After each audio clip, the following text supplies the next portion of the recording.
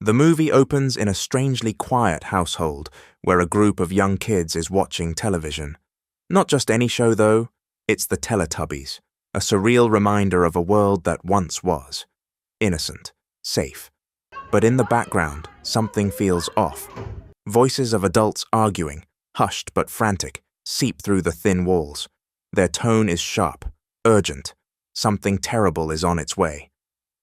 Suddenly, the tension explodes. A woman storms in, holding a younger boy. Her face is pale, her breathing fast. She drops the boy among the other kids and says, "Don't leave this room." No matter what happens. There's no explanation, just those words, firm and final. She secures every lock and bolt on the door and leaves. Then come the sounds, distant screams, glass breaking, something heavy pounding against walls. The kids stare at each other in frozen terror. One of them inches toward the door, curiosity overtaking fear. Just as he presses his ear to it, bang! The door crashes open, the infected charge in like a storm, red-eyed, blood-covered, pure rage. Panic takes over. The boy closest to the door freezes as he watches a classmate get ripped apart. Suddenly, adrenaline kicks in. He bolts, dodging chaos, running for his life. He spots his mother outside and rushes toward her. She sees a zombie close by, hesitates for just a second, and slams the door, locking her son outside to protect him. Betrayed and scared, he races upstairs, but more infected are waiting. Desperate, he climbs out, stumbles through the wreckage, and finds himself in front of an old church. Inside, his father, a priest, stands silently, calmly. The boy begins to explain, but the priest cuts him off. Today is the day of judgment. He hands the boy a golden rosary and tells him to hide. Then, arms wide, the priest welcomes the infected as they burst through the church doors. He is taken, turned. The boy escapes again, holding the rosary tight. The virus is back, and it is merciless. 28 years later, the world is unrecognizable. Cities have crumbled. Nature has overtaken the ruins of civilization, and humanity, scattered in isolated enclaves, clinging to survival. In one such outpost, Jaime, a hardened survivor, wakes his 12-year-old son, Spike. Today isn't just another day, it's the day. They're leaving the island. Spike carefully gathers his belongings, a collapsible bow, a clean sharpened dagger, and a small tattered Power Ranger doll. The doll's not a weapon, but it's a memory, a symbol of a life that once existed, of childhood. In the kitchen, Jaime cooks a rare breakfast, bacon. They sit together in silence, eating slowly. The moment is bittersweet, like a calm before the storm. Then Isa, Spike's mother, calls out. She's ill, her face pale, her voice trembling. Her head pounds. She tries to stay strong for her son, but it's clear her condition is worsening. Jaime explains their plan. Spike isn't going to school today. They're heading for the mainland. Isa protests. He's just a boy. She's not strong enough. But Jaime is firm. They're going. End of story. He walks away. Spike stays, wraps a piece of bacon in cloth, and quietly leaves it by her side. "Where are you going?" she asks, eyes unfocused. "School," he lies gently. Outside, the village is stirring. Neighbors are waiting. Sam, a family friend, steps forward and hands Spike his first real bow. It's more than a weapon, it's a rite of passage. Others nod in solemn silence. No smiles, no farewells. Everyone knows the danger ahead. At the village gate, the community leader delivers a grim warning. Once you step off this island, there is no return. Too many have tried, too many have died, and remember the tide. Once it rises, it covers the path completely. No second chances. With that, father and son step into the unknown. They have no guns, no high-tech gear, just blades, bows, and hope. The only rule, stay silent, stay low, stay sharp. One wrong move and it's over. Out here, survival is unforgiving. As they walk, shadows creep through the fog. The dead are out there, watching. The mainland is a graveyard of the old world. Crumbling buildings overtaken by vines. Cars rusting into the soil. Deer roam the streets like they own the place. Nature's reclaiming everything.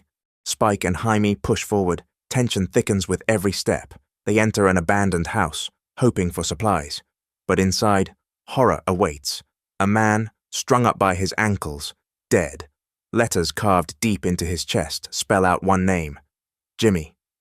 Jaime stares. He tells Spike what he's known for years.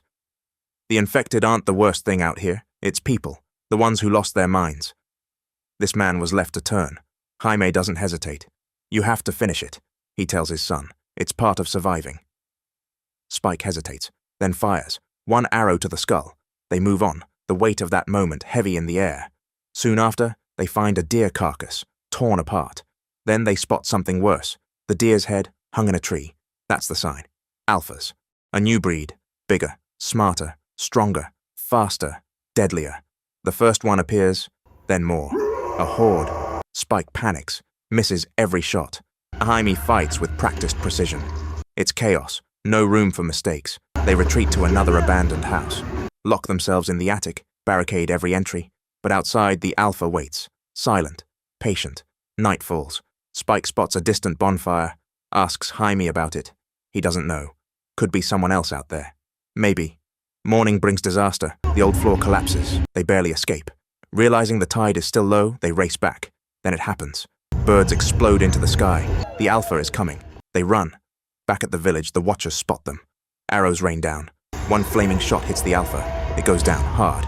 The community cheers. Spike is a hero. Jaime beams with pride, but Spike sees something else. Jaime, slipping away with another woman. Emma. The betrayal cuts deep. He walks home alone, heart heavy, mind racing. Sam, the neighbor, is there. Spike confides. Issa's getting worse. Sam speaks of a doctor, Ian Kelson, once brilliant, now vanished. That bonfire, maybe it's him. Hope flickers. The night drips with tension as Jaime stumbles home, the scent of alcohol heavy on his breath. Spike, already filled with doubt and betrayal, finally confronts him. Are you cheating on Mom? Are you hiding something about the doctor? Jaime, cornered by the honesty of his son, doesn't deny it. He spills the truth. Years ago, he and a scouting group found Dr. Ian Kelson, but what they saw changed them forever. Bodies stacked like science projects. Kelson, emotionless, cataloging corpses like they were numbers. He wasn't just surviving, he was studying the virus, maybe even experimenting with it. Jaime was haunted. They left, and they never went back. But Spike can't let it go. Not now. Not when Issa is barely holding on. He tells Jaime he's going to find the doctor himself, and take Issa with him. Jaime tries to stop him, but Spike, in a burst of anger and desperation, pulls a knife. Jaime calmly disarms him, and rather than punish him, quietly walks away. Spike doesn't hesitate. He grabs Issa, who is weak and barely aware of her surroundings. He sets the village's supply hut on fire, a deliberate distraction. In the smoke and confusion, he escapes with his mother toward the mainland. Issa is confused, scared. She keeps asking, "Where are we going?" Spike reassures her, lying again. "We're going somewhere safe. You'll be okay." That night, in the woods, they camp under a half-collapsed structure. Spike falls asleep beside his mom, but danger lurks. A slow, worm-like infected creature slithers toward them in the dark. Just before it attacks, Issa wakes and defends her son, stabbing the thing through the head. It dies silently. If she hadn't been there, Spike wouldn't have survived. Meanwhile, far from them, a group of soldiers is under siege. Another Alpha is hunting them. One by one, the soldiers fall. Only one survivor remains, injured and barely breathing. In another part of the mainland, a chilling sight, infected bathing in a river. Among them, a heavily pregnant one. The virus is evolving, possibly reproducing. The horror is just beginning. As Spike and Issa continue their journey, they stumble upon a decrepit gas station, blanketed in thick moss and rot. The place is eerily quiet, but there's no time to rest. Infected are on their trail. They duck inside, barely able to breathe, due to the toxic fumes leaking from long-damaged fuel tanks. Panic rises. Before the infected can close in, salvation comes in the form of a lone soldier named Eric. He sets fire to the attackers with a makeshift flamethrower, saving them just in time. Eric explains he'd arrived by boat days earlier but had been stranded by stormy tides. He brings grim news. There's no way back. Once you're on the mainland, you're stuck. Together, the trio presses forward. Issa, although sick, starts to show small signs of clarity. Her strength is faint but visible. Then a strange sound pulls her into a derailed train covered in vines. Inside, she finds the pregnant, infected woman. Still, eerily human. Driven by instinct, Issa helps her give birth. The baby is alive, normal. For a moment, there's hope. But as soon as the mother recovers, she attacks. Eric kills her instantly. He turns to Issa, demanding she drop the baby, calling it a monster. Issa refuses. She believes the child is a miracle, a symbol of life beyond infection. Suddenly, a monstrous Alpha appears. It doesn't hesitate. It grabs Eric and tears his head clean off. Just when all seems lost, a dart hits the Alpha. It staggers, then collapses. Out of the mist walks a gaunt, wild-eyed man. Dr. Ian Kelson, holding a blowpipe. He's real. He grabs Eric's head and leads them into the forest. What waits there is something from a nightmare, a camp built of bones, skull pyramids, iodine smeared on skin like armor. Kelson is part doctor, part shaman. He burns Eric's remains, then calmly hands Spike the skull to place atop the pyramid. Then, the truth. The baby is uninfected. The placenta shielded it.